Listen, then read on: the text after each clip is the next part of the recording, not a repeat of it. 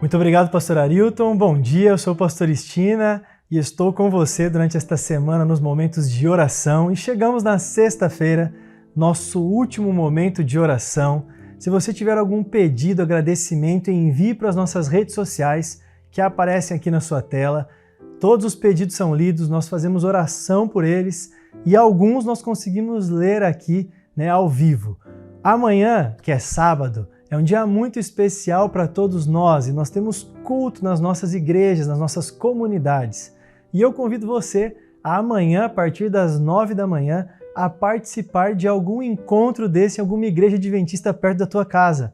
Você pode buscar no encontro uma igreja, você é muito bem-vindo na casa de Deus. Eu convido aqueles que são da região de Palhoça para estarem conosco lá no auditório do Colégio Adventista de Palhoça. Eu sou pastor na comunidade que se reúne ali e vocês são meus convidados para nós partilharmos do culto juntos em nome de Jesus. Alguns pedidos estão conosco e eu gostaria de ler aqui. Peço que você também ore por esses pedidos que nós estamos lendo. O Sinésio Schaeffer da Rosa diz assim: peço oração por meu filho Lucas, que é motorista da Eucatur e está afastado dos caminhos do Senhor. Peço que ele possa voltar aos caminhos do Senhor e ajustar algumas coisas que precisam ser ajustadas. Sinésio, estaremos orando pelo Lucas e também por todos aqueles que estão afastados do caminho do Senhor por algum motivo, que precisam voltar urgentemente para o encontro com Cristo. Ágata diz assim: oi, eu gostaria de uma oração por mim. Atualmente estou sentindo muita crise de pânico e ansiedade. Quero oração em relação ao meu trabalho, ando muito angustiada e com medo das coisas. Ágata, conte com nossas orações. A ansiedade, crise do pânico tem acometido muitas pessoas e precisa também de um tratamento profissional, mas também de oração para que Deus dirija, para que Deus guie, para que encontre bons profissionais e para a honra e glória de Deus você, Ágata, poderá melhorar tudo isso e também no teu trabalho ficar muito mais feliz e menos angustiada. Nós temos também o pedido da Irani Cares de Souza, que diz: bom dia a todos. Quero agradecer a Deus por todas as bênçãos que Deus tem derramado em minha família. Quero pedir oração por minha vida espiritual e financeira. Moro em Imbituba, Santa Catarina. Irani, Deus te abençoe grandemente. Estaremos orando aqui pelo seu pedido e que Deus derrame bênçãos na tua família para a honra e para a glória do Senhor. E também o pedido do Laércio Silva. Bom dia, pastor, bom dia, irmãos, ótimo dia para todos. Peço oração por mim para que eu me entregue a Cristo e peço oração por minha mãe Maria Júlia, que está com 82 anos e por minha família. Laércio, estaremos orando pelos seus pedidos, pela sua mãe, para a honra e glória de Deus e também pela sua família. Nós estamos durante esta semana vendo textos da Epístola de Tiago. E hoje nós veremos aqui o que está em Tiago, capítulo 5, o verso 16, e diz assim: confessai, pois, os vossos pecados uns aos outros e orai uns pelos outros para serdes curados. Muito pode, por sua eficácia, a súplica do justo. Meus amados, quando nós fazemos algo que ofende o nosso irmão, o nosso amigo, é necessário também pedir perdão a eles. Nós, obviamente, temos que pedir perdão a Deus de tudo que nós fazemos, mas precisamos pedir perdão a alguém que nós ofendemos aqui na terra. Perdoar também aqueles que nos ofenderam e interceder pelas pessoas. Aqui a Bíblia fala que a súplica do justo muito pode. Interceda pelas pessoas. Ore todos os dias por alguém. Se você tem um pedido na sua mente, ore constantemente por ele. Peça para que Deus abra a tua mente para compreender. E eu devo fazer a mesma coisa diante dos meus pedidos. Vamos aproveitar este momento para orar por alguém, para interceder por alguma pessoa. Alguém que está doente, alguém que está passando por alguma enfermidade espiritual também, não apenas física. A tua oração pode muito quando você entrega a tua vida ao Senhor. Vamos orar? Nosso último momento de oração desta semana e eu convido a participar comigo agora. Querido Deus eterno Pai, chegamos à sexta-feira. É o nosso último momento de oração desta semana. Foi muito bom passarmos estes momentos aqui. E agora, ó Pai, diante do Senhor, queremos colocar os nossos pedidos à nossa família e interceder por amigos, conhecidos que necessitam de cura, tanto cura física quanto cura espiritual. Que o Senhor conceda pela Tua misericórdia a este pedido, ó Pai. Dirige a nossa vida, nos dê um restante de semana abençoado e daqui a pouco um excelente sábado, sempre na Tua companhia. E é isso que lhe pedimos em nome de Jesus, nosso Salvador. Amém.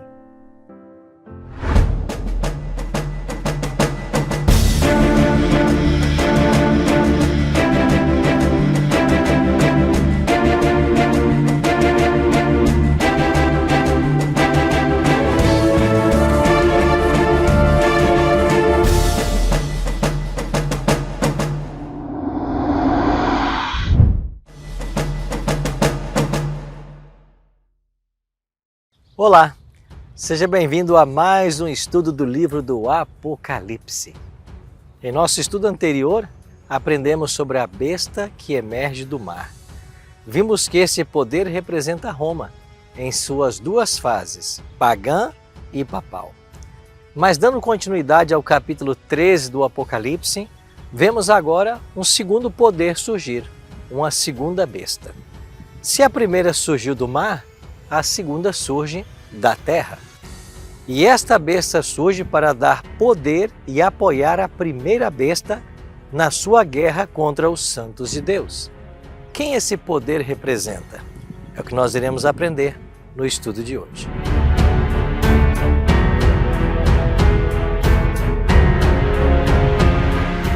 Em Apocalipse capítulo 13, verso 11, nós lemos: Vi ainda outra besta emergir da terra. Tinha 2 chifres, parecendo cordeiro, mas falava como dragão. João vê agora uma segunda besta. Essa segunda besta, ela surge da terra. Mas o que significa isso? Lembrando que a primeira besta, na lição anterior, surgiu do mar, que, de acordo com Apocalipse 17, simboliza povos, nações, multidões e línguas. Sendo assim, nós podemos concluir de que esta besta que surge da terra, ela representa o oposto, uma região de baixa densidade populacional. A nação, assim representada, não surgiria, portanto, pela guerra, pela conquista ou uma ocupação, mas deveria desenvolver e alcançar sua grandeza em uma região pouco habitada da terra. O profeta viu que essa nação emergia do grego anabainon, que significa crescer como uma planta. Quanto aos chifres desse poder, é-nos dito em Apocalipse 13, 11 que possuíam 2 chifres, parecendo cordeiro, mas falava como dragão. Os chifres na profecia simbolizam reinos, também poder. Logo, no Apocalipse, as 29 ocorrências que aparecem ao cordeiro referem-se a Jesus.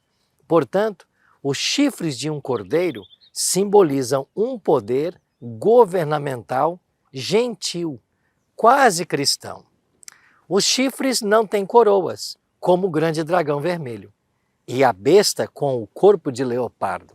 Isso significa que não haverá nem papa nem rei, mas uma república, um poder democrático. O fato de ter 2 chifres pode ser uma alusão à liberdade civil e religiosa. Os Estados Unidos da América do Norte preenchem as descrições dessa profecia. A América foi fundada sob princípios de liberdade religiosa. O artigo 4º da seção 4 da Constituição norte-americana afirma: uma vez que cada pessoa tem o direito de escolher sua própria religião sem o preço da discriminação, nenhum teste de religioso jamais será exigido como forma de qualificação para qualquer cargo ou função pública nos Estados Unidos. A besta de 2 chifres deveria emergir da terra após a primeira besta emergir do mar. Quando ocorre a ferida mortal? Nós vimos na lição passada que foi no ano 1798. E que nação no mundo estava em franca ascensão nesse período? Os Estados Unidos. Os britânicos colonizaram a região da costa do Atlântico, a América do Norte, onde foram fundadas as 13 colônias. E essas colônias, inicialmente muito diferentes e afastadas da política culturalmente em si, uniram-se e se declararam independentes em 4 de julho de 1776. Com essa independência, sendo reconhecido como o Reino Unido após o fim da Revolução Americana de 1776. Essas colônias, inicialmente muito diferentes e afastadas política e culturalmente entre si, uniram-se e declararam sua independência em 4 de julho de 1776. Com essa independência sendo reconhecida pelo Reino Unido após o fim da Revolução Americana de 1776 e em 1783 sobre o Tratado de Paris. Desde então, os Estados Unidos gradualmente evoluíram para uma superpotência, passando a exercer constante influência política, econômica, militar e cultural no panorama mundial. Mas em breve, esse poder, que parecia cordeiro, falaria como dragão.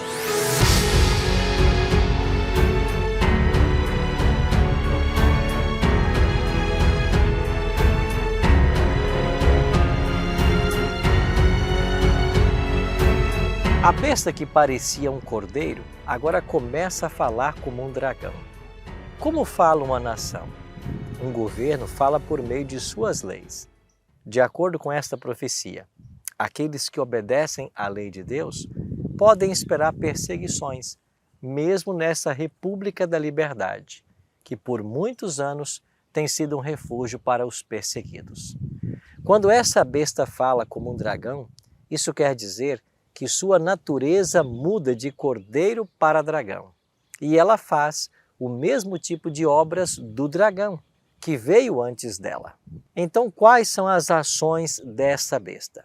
Em Apocalipse capítulo 13, versículos 12 e 13, nós lemos: Ela exerce toda a autoridade da primeira besta na sua presença e faz com que a terra e os seus habitantes adorem a primeira besta, cuja ferida mortal havia sido curada. Também opera grandes sinais, de maneira que até faz descer fogo do céu sobre a terra, diante de todas as pessoas. O texto revela que a segunda besta, com a aparência de cordeiro, passou a exercer toda a autoridade para fazer com que a terra e os seus habitantes adorassem a primeira besta que teve a ferida mortal curada. E além de realizar grandes sinais.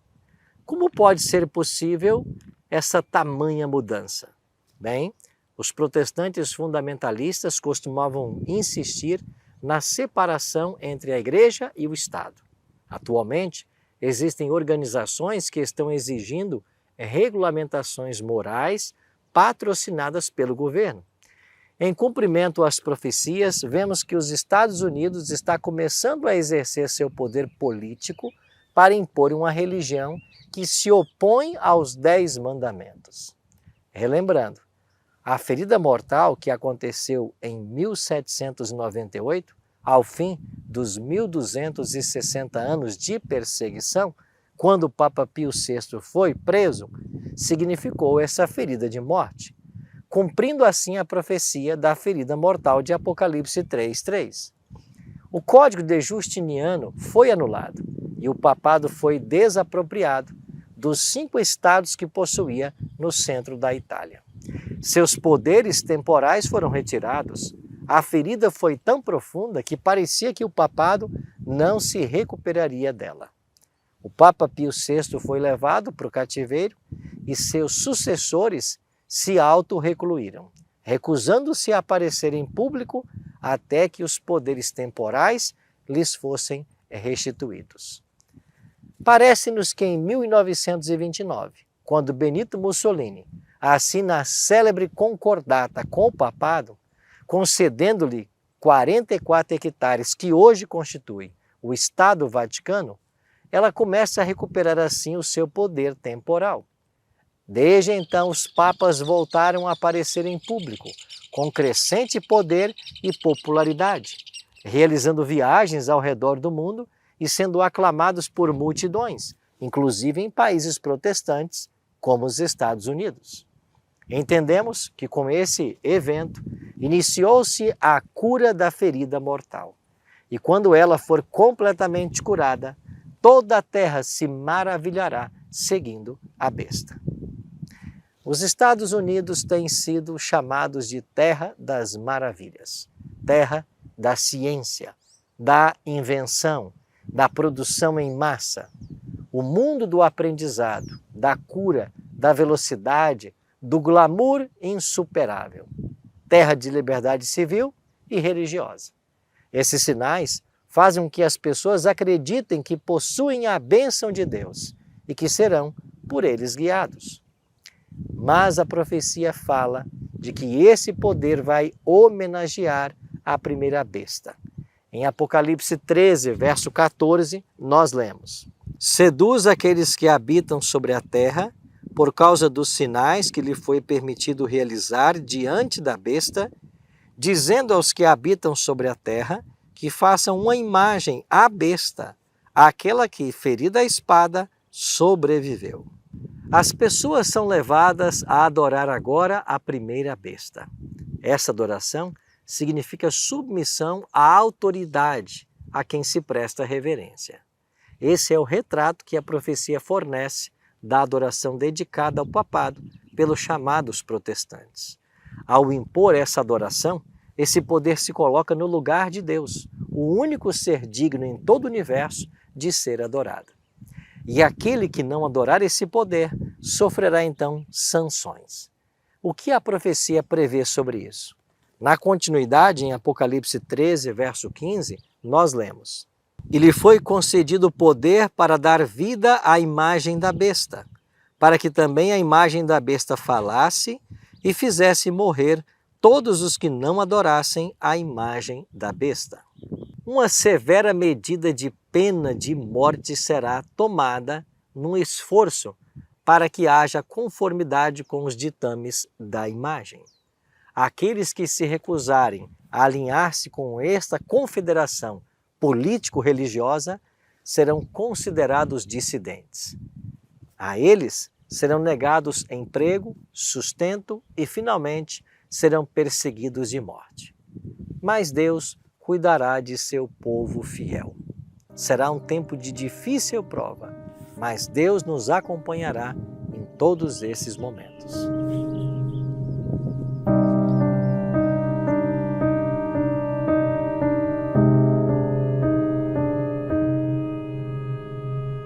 Em Apocalipse capítulo 13, versos 16 e 17, nós lemos: a todos os pequenos e os grandes, os ricos e os pobres, os livres e os escravos, faz que lhes seja dada certa marca sobre a mão direita ou na testa, para que ninguém possa comprar ou vender, senão aquele que tem a marca, o nome da besta ou o número do seu nome.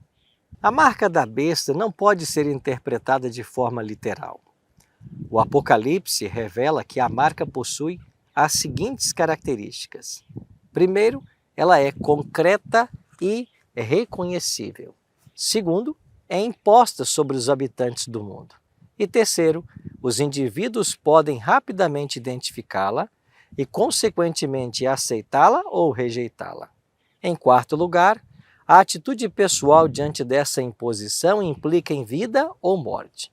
Logo, a marca da besta faz um contraponto com o selo de Deus, apresentado em Ezequiel, enquanto a marca da besta traduz desobediência e rebelião contra Deus e adoração ao dragão, a marca de Deus refere-se à obediência e à adoração e submissão ao Criador, representada de forma específica pelo quarto mandamento da lei de Deus.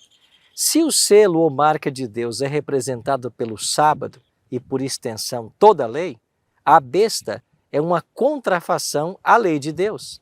Ela exalta, então, a observância do domingo como dia sagrado.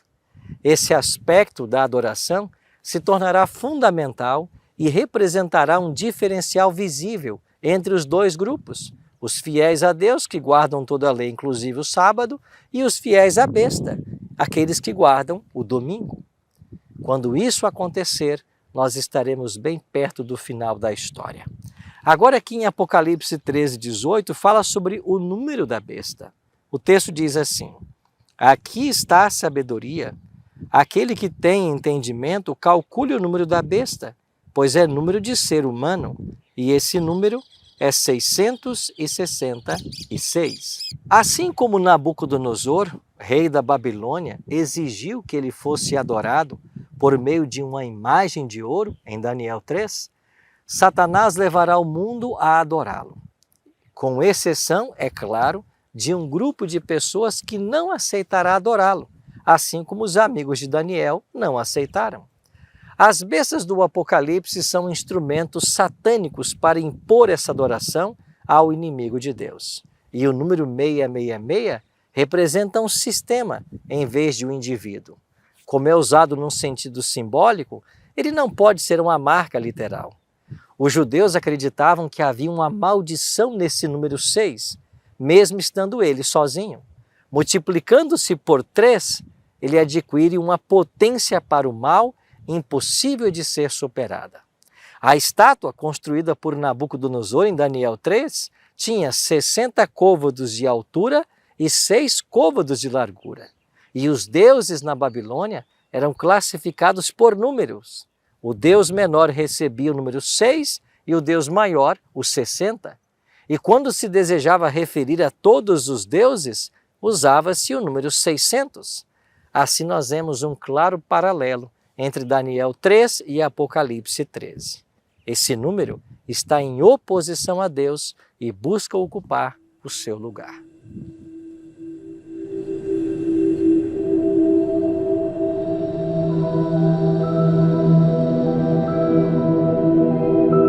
Diante destas últimas lições sobre Apocalipse 13, eu destaco que elas estão em fase avançada de cumprimento. Podemos observar, pelos meios de comunicação, um poder ecumênico se levantando. E a união de todas as religiões em breve será uma realidade. É apenas uma questão de tempo. A exaltação do domingo como um dia santo já é claro. Por outro lado, os Estados Unidos, eles estão oferecendo total apoio aos propósitos desses movimentos de ecumenismo, respaldando a Igreja Romana. Embora a profecia aponte para dias desafiadores para os filhos de Deus, nós podemos contar com suas promessas de proteção e vitória. Aqueles que se firmarem na palavra de Deus estarão em segurança, vivendo à luz de Cristo e brilhando para o mundo como estrelas, sempre e eternamente. Está você pronto para esses últimos eventos da história? Está você disposto hoje a se preparar para eles?